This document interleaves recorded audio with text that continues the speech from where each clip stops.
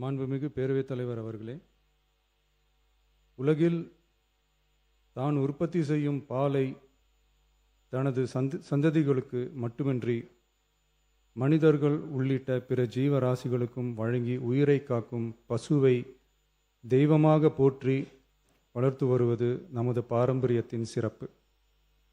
இன்றைய அறிவியல் உலகில் 1 லிட்டர் பாலை உற்பத்தி செய்வதற்காக பசுவின் உடலில் சுமார் 500 லிட்டர் இரத்தம் சுத்திகரிக்கப்படுவதாக கூறப்படும் போது பசுவின் உழைப்பை எண்ணி வியக்க தோன்றுகிறது. தமிழ்நாட்டில் 8800 பால் கூட்டுறவு சங்கங்களில் உள்ள 3,16,000 பால் உற்பத்தியாளர்களிடமிருந்து தினசரி 34 லட்சம் லிட்டர் பால் கொள்முதல் செய்யப்பட்டு ஆவின் நிறுவனத்தின் மூலம் நாளொன்றுக்கு 31 லட்சம் லிட்டர் பால் நுகர்வோருக்கு விற்பனை செய்யப்பட்டு வருகிறது. தற்போது 4.3% கொழுப்புச்சத்து மற்றும் 8.2% இதர சத்துகள் அடங்கிய 1 லிட்டர் பாலுக்கு கொள்முதல் விலையாக 35 ரூபாயும் மாநில ஊக்கத்தொகையாக 1 லிட்டர் பாலுக்கு 3 ரூபாயும் ஆக மொத்தம் 1 லிட்டருக்கு கொள்முதல் விலை 38 ரூபாய் 5/11/2022 முதல் வழங்கப்பட்டு வருகிறது. அதிகாலை 3 மணிக்கே எழுந்து மாடுகளை சுத்தம் செய்து பால் உற்பத்தி செய்யும் உற்பத்தியாளர்களின் உழைப்பையும் தீவனம் மற்றும் வேலையாட்களின் கூலி உள்ளிட்ட அதிகரித்து வரும் செலவுகளையும் கடந்த கால அரசு போதிய அளவில் கருத்தில் கொள்ளவில்லை. உற்பத்தியாளர்களுக்கு கொள்முதல் விலையை உயர்த்த வேண்டும் என்ற எண்ணம் கொஞ்சம் கூட இல்லாமல் இருந்துள்ளது. கடந்த காலத்தில் கொள்முதல் விலை உரிய அளவில் உயர்த்தப்படாத நிலையில் நம் அரசு சந்தித்து வரும் அதிகப்படியான நிதி நெருக்கடியிலும் பால் உற்பத்தியாளர்களின் நலனையும் வாழ்வாதாரத்தையும் கருத்தில் கொண்டு அவர்களின் உன்னதமான உழைப்பிற்கு உரிய மதிப்பை வழங்கும் வகையில் கொள்முதல் விலையை உயர்த்துவது நமது அரசின் கடமையாகும்.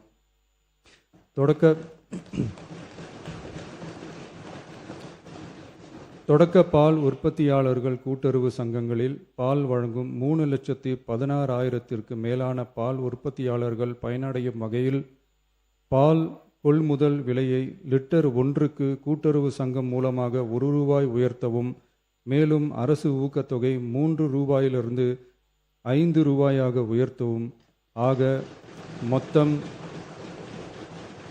1 லிட்டர் கொள்முதல் விலை 38 ரூபாயிலிருந்து 41 ரூபாயாக உயர்த்த அரசு முடிவு செய்துள்ளது. இந்த கொள்முதல் விலை உயர்வால் கூடுதலாக ஒரு மாதத்திற்கு ரூபாய் 30 கோடியும் ஒரு ஆண்டிற்கு 360 கோடியும் செலவாகும்.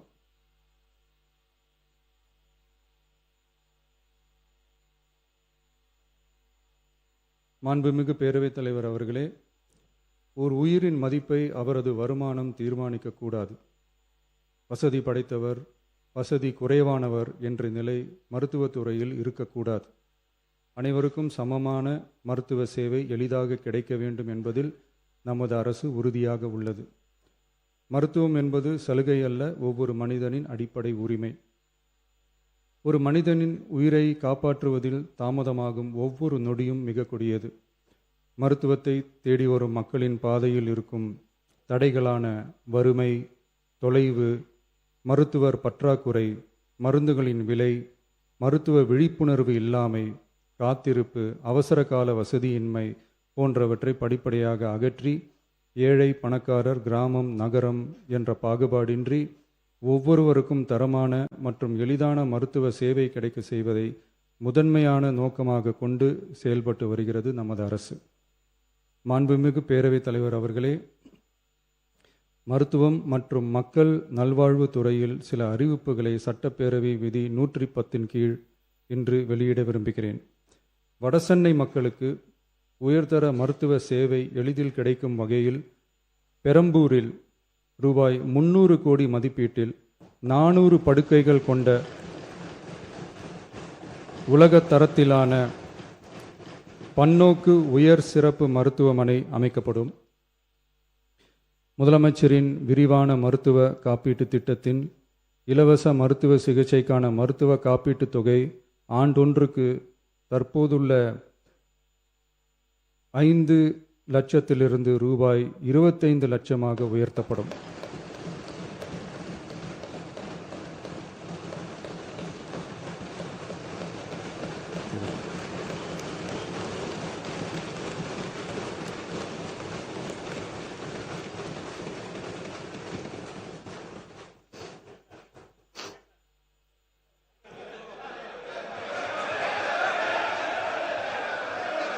நீங்க படிங்க உட்காருங்க.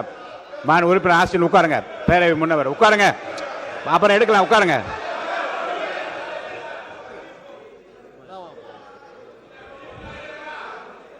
நீங்க தொடர்ந்து படிக்கலாம். இருங்க. மாண்பு முதலமைச்சர். திருநங்கையர்களுக்கான மருத்துவ மற்றும் அறுவை சிகிச்சை சேவைகள் கூடுதலாக சென்னை, ஸ்டான்லி, திருநெல்வேலி, தூத்துக்குடி, செங்கல்பட்டு, திருவாரூர், தருமபுரி மற்றும் கன்னியாகுமரி ஆகிய 7 அரசு மருத்துவக் கல்லூரி மருத்துவமனைகளில் முதலமைச்சரின் விரிவான மருத்துவ காப்பீட்டு திட்டத்தின் கீழ் வழங்கப்படும்.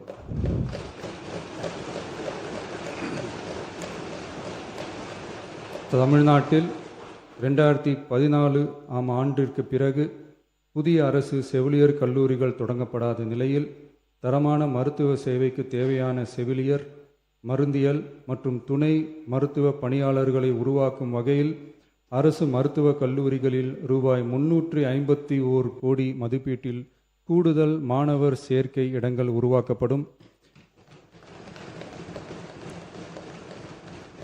7 புதிய அரசு செவிலியர் கல்லூரிகள் தொடங்கப்பட்டு 660 பிஎஸ்சி செவிலியர் மாணாக்கர் இடங்கள் உருவாக்கப்பட்டு ஏற்கனவே உள்ள செவிலியர் கல்லூரிகள் மற்றும் செவிலியர் பள்ளிகளில் கூடுதலாக 1925 கூடுதல் மாணாக்கர் இடங்கள், எண்முறை மருத்துவம் உள்ளிட்ட 12 துணை மருத்துவ படிப்புகளில் 2778 மாணாக்கர் இடங்கள்,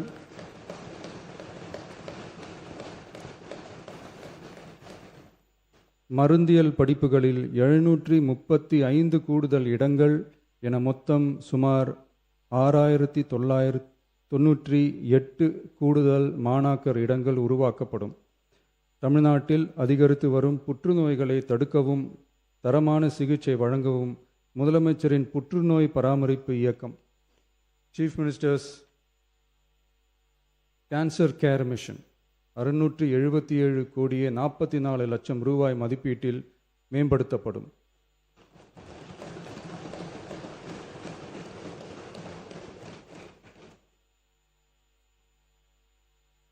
சென்னை ராஜீவ்காந்தி அரசு பொது மருத்துவமனையில் 471 கோடியே 80 லட்சம் ரூபாய் மதிப்பீட்டில் G+14 தளங்களுடன் ஒருங்கிணைந்த புற்றுநோய் சிகிச்சை பிரிவு அமைக்கப்படும்.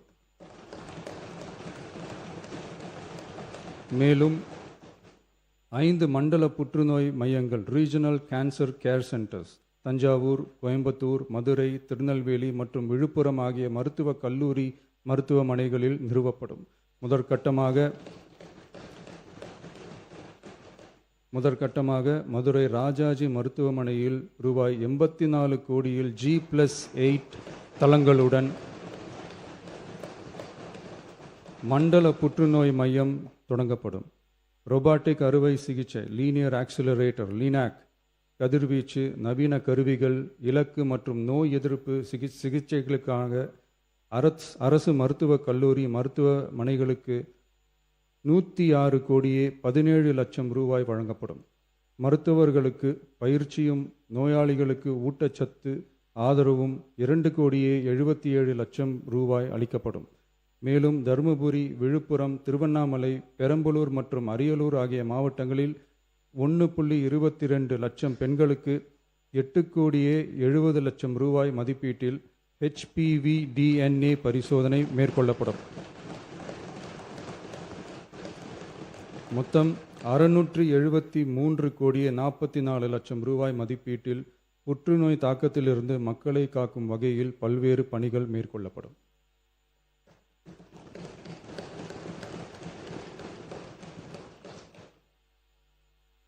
மாண்புமிகு பேரவைத் தலைவர் அவர்களே, கடந்த 12/8/2026 அன்று காட்டுமன்னார்கோவில் சட்டமன்ற தொகுதி உறுப்பினர் திரு ஜோதிமணி அவர்கள் பேசும்போது, பல எம்எல்ஏக்களிடம் சொந்தமாக வாகனம் இல்லை என்றும், தொகுதி பணிகளை ஆய்வு செய்யவும்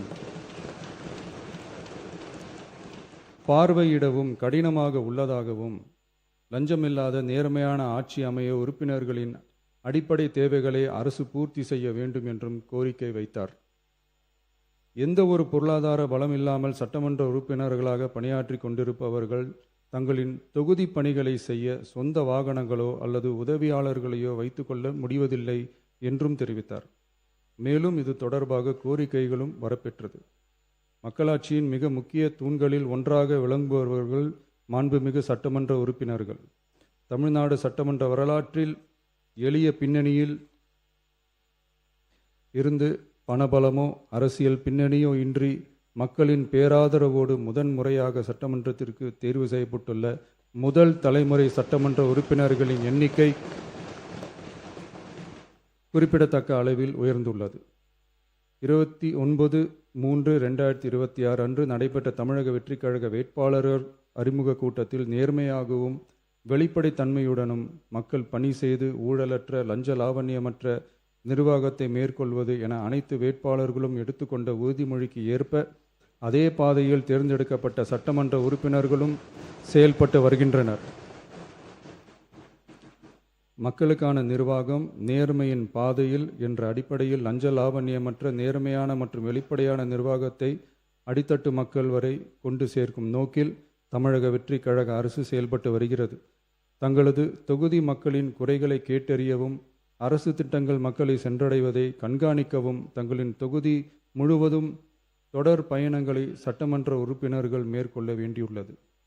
பொருளாதார பலம் இல்லாமல் சட்டமன்ற உறுப்பினர்களாக பணியாற்றும் மற்றும் முதலாக சட்டமன்ற உறுப்பினர்களாக தேர்வு செய்யப்பட்ட உறுப்பினர்கள் தங்களது மக்கள் பணியை தோய்வின்றி தொடர்வதற்கும் அவர்கள் தங்களின் தொகுதி பணிகளை திறம்பட மேற்கொள்வதற்கு வசதியாக அனைத்து சட்டமன்ற உறுப்பினர்களுக்கும் அரசு சார்பில் வாகனம் வழங்கப்படும் என்பதை மகிழ்ச்சியோடு தெரிவித்துக் கொள்கிறேன்.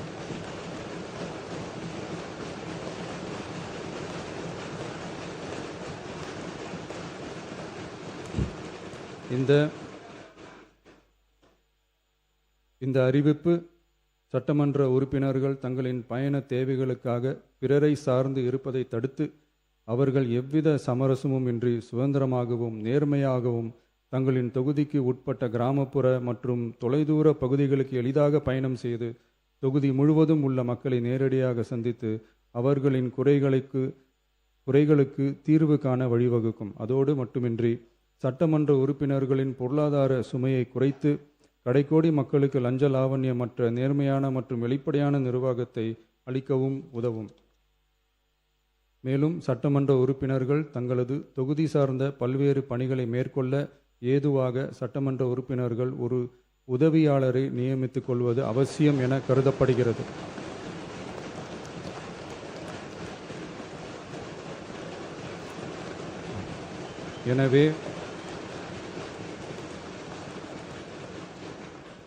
எனவே சட்டமன்ற உறுப்பினர்களுக்கு அரசு வாங்கி வழங்கும் வாகனத்தை பராமரிக்கும் விதமாக வாகனத்திற்கு ஓட்டுநர், எரிபொருள், வாகன பராமரிப்பு உள்ளிட்ட செலவினங்களுக்காக மாதந்தோறும் ரூபாய் 75,000 வாகன படியாகவும்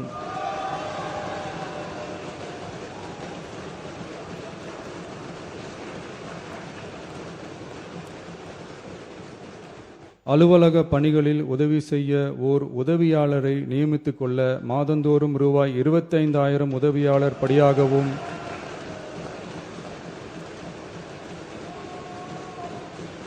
வழங்கப்படும். இதற்காக உரிய சட்டத்தில் திருத்தங்கள் மேற்கொண்டு ஆணைகள் வெளியிடப்படும் என்பதையும் தெரிவித்துக் கொள்கிறேன். நன்றி.